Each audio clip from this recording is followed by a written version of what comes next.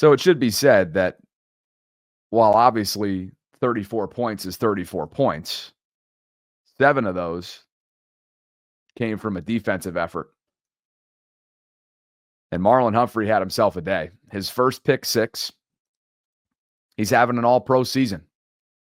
And this was a massive momentum-shifting play, obviously, in the second half. The first came in the first half from Ardarius Washington, his running mate, who put an unbelievable hit stick on Russell Wilson. And I got to tell you, there's something that I just adore about Ardarius. He plays with a certain level of undrafted pride that just oozes from him that makes him so easy to like. He's so easy to root for. And make no mistake, the Marlon Humphrey play is massive. But I might stick my neck out there, honestly, and refer to Ardarius as maybe, just maybe, the player of the game. And the play, specifically, of the game. He's an undersized thumper. Again, he's got undrafted pride. Physicality just oozes from him. And he's unafraid of the moment. And without question, since he and Kyle Hamilton moved to the back end, Marcus Williams was benched. Eddie Jackson was cut. Trenton Simpson was demoted. Michael Pierce got back healthy in the interior part. This is a group that's playing like they know they can hold you to under 20 points consistently. I thought Justin Madubuike had a standout game.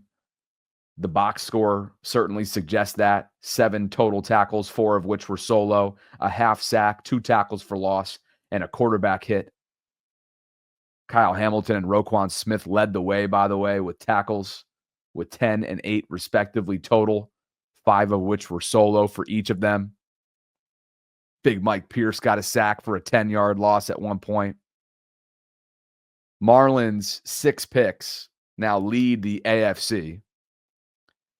It's the first defensive touchdown of the season. And of course, it's Marlins' first pick 6 of his career. And he's been around since 2017, which is hard to believe. So this was an admirable defensive performance. And they're certainly going to need to follow that up on Christmas Day when the Houston Texans, of course, play host to them at their place down south in Texas. They will be without Tank Dell, one of their standout wide receivers, who just had a horrible knee injury. Like the kneecap, I believe. Was it a dislocated kneecap? It looked horrible. I hope he's doing okay. That's a big deal, though, for them, being that he's not going to be available. Well, I'll tell you what. Former Raven, Patrick Queen, who, of course, left in free agency to join the Pittsburgh Steelers, had a whole lot to say post-game. He's had a whole lot to say throughout this entire process, most of which took place prior to the season beginning. And clearly, he's gone through an emotional roller coaster after the Ravens let him walk and didn't pay him. Well, his frustrations were about, at least last night, his frustrations were not related to what happened in Baltimore, but maybe, just maybe, it stung a little bit because of the way that they lost. And I'm sure you guys have been seeing the Baltimore banner captured photo circulating across the internet. Derrick Henry doing what he does best with a vicious stiff arm on Patrick Queen.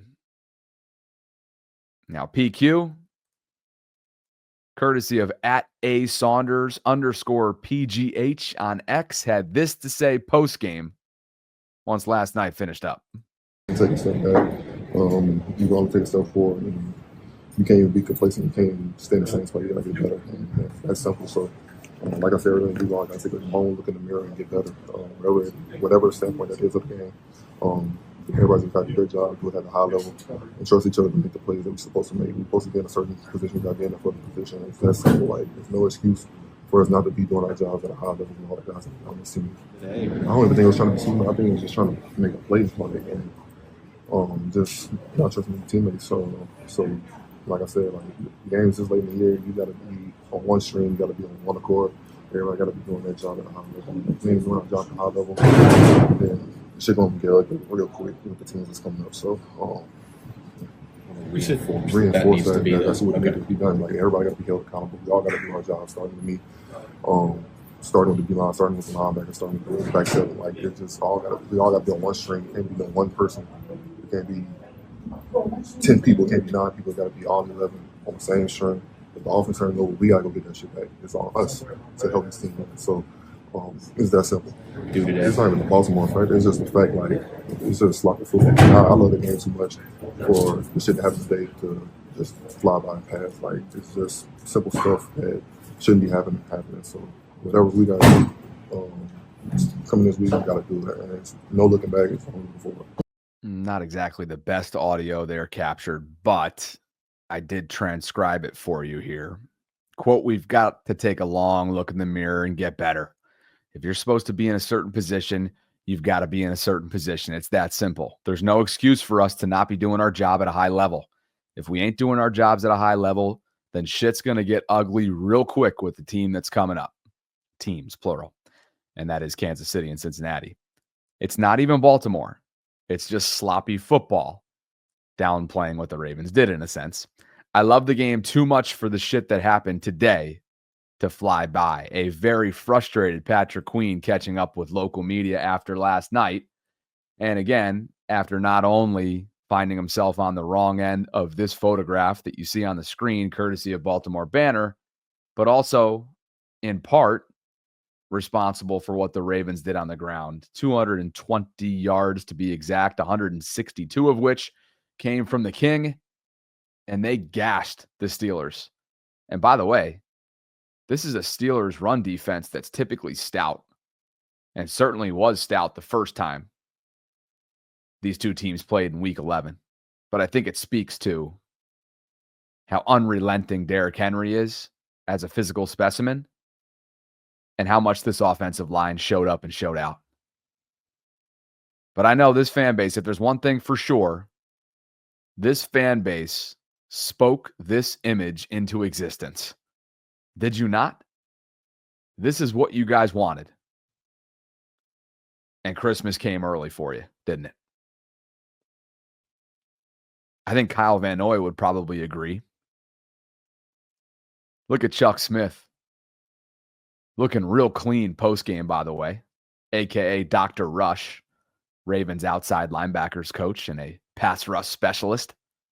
He gifted KVN something early as well for Christmas. And I'm glad he did, because for the first time in Kyle's decorated career, he is a double-digit sack getter. And look at the sweatshirt that Coach Smith gifted him. The double-digit sack club. Can we talk about Coach Smith's outfit first before we get into KVN?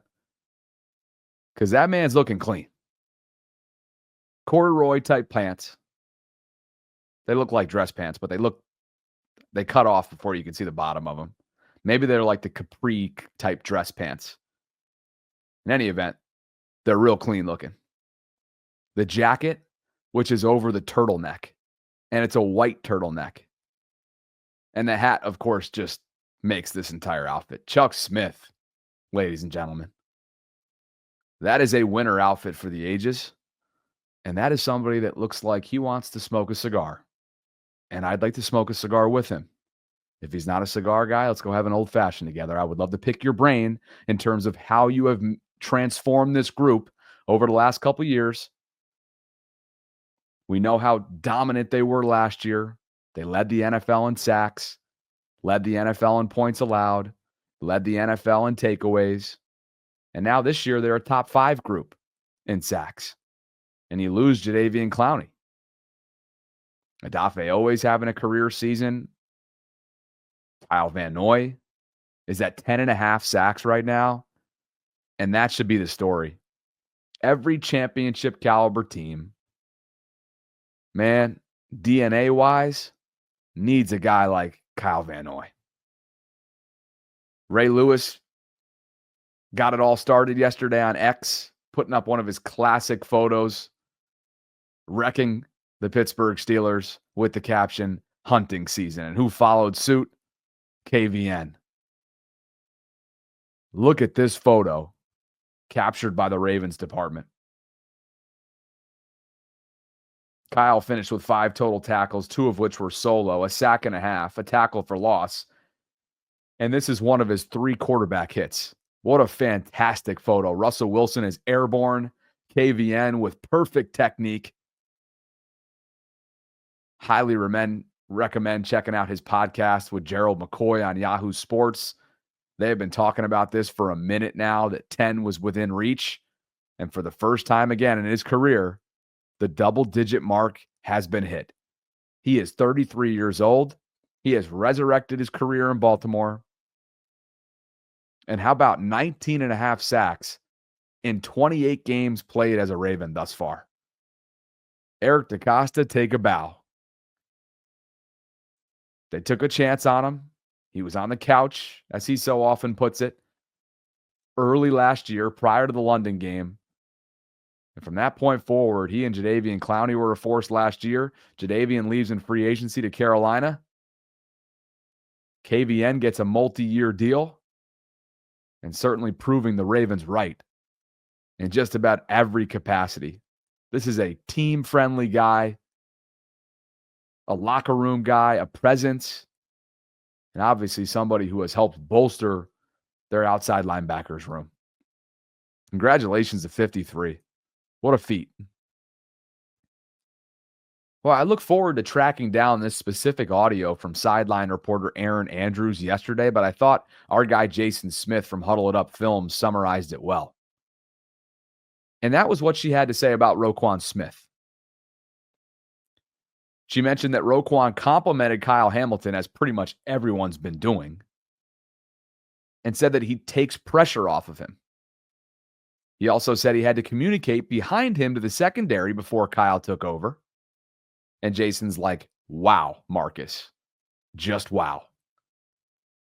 And I really wanted to bring this up because Roquan Smith has drawn quite a bit of criticism this year, from myself included, which may very well have led to him unfollowing me on Instagram. If that's the case, he obviously has a right to do so. And I get it. I do get it. Sarah and I were privileged to have him on the show all of last year, once a week. And you hope that time can come again. But sometimes you have to call it like you see it. And what we were watching from our vantage point was a guy who looked like he was a half step behind. Looked like he was a little slow at times, particularly when it comes to the underneath pass coverage. But what we also did mention was that maybe, just maybe, he had a whole lot on his plate with a new running mate in Trenton Simpson, who was drinking from the fire hose, with the all-pro player Patrick Queen no longer being there, and clearly there being a drop-off, with the instability on the back end, Marcus Williams and Eddie Jackson struggling severely over a month ago now. Obviously, both are no longer a part of this organization in 2 different ways. Eddie just isn't anymore, and Marcus has just been a healthy scratch now for weeks. But since Trenton was demoted, which gave Chris Board and or Malik Harrison opportunities, and since Kyle Hamilton and Ardarius Washington were named starting running mates on the back end as deep safeties, you have seen a Roquan Smith that's reminiscent of what we've grown accustomed to watching over the last couple of years. And I don't think that's a coincidence. Bengals put the finishing touches, final score 24-6 over Cleveland. Cincy improves to 7-8, remain in the playoff picture. And now they need a little bit more help, and they need to win out and get some help from across the league. As loud as we were, again, deservedly so, when Roquan was struggling, we can be just as loud and just as fair and talk about how much was on his plate and talk about how maybe, just maybe, the Ravens hung him out to dry given the situation that they were in personnel-wise. He's hung in tough. He's never complained once. And I think he deserves a lot of credit for all of that and more. How easy would it have been in his various media sessions to make it clear? Marlon Humphreys pretty much made it clear throughout times this year. All but pointing the finger at guys like Marcus Williams. But don't look now. Entering week 17, it seems as if there's a certain level of stability right now within this organization among all three phases. And I know we probably need a little bit more confidence to see Justin Tucker turn a corner. He did hit from 51 yesterday. We're going to get to him in just a bit, but you want to see more, right? You want to see a bigger sample size to make you feel like he's all the way back. But there is this growing sense that this is a team that's peaking at the right time. This is a team that is healthy. And this is a team that's poised to make a lot of noise over the course of the next month as they chase a Lombardi trophy. And they are officially in the postseason.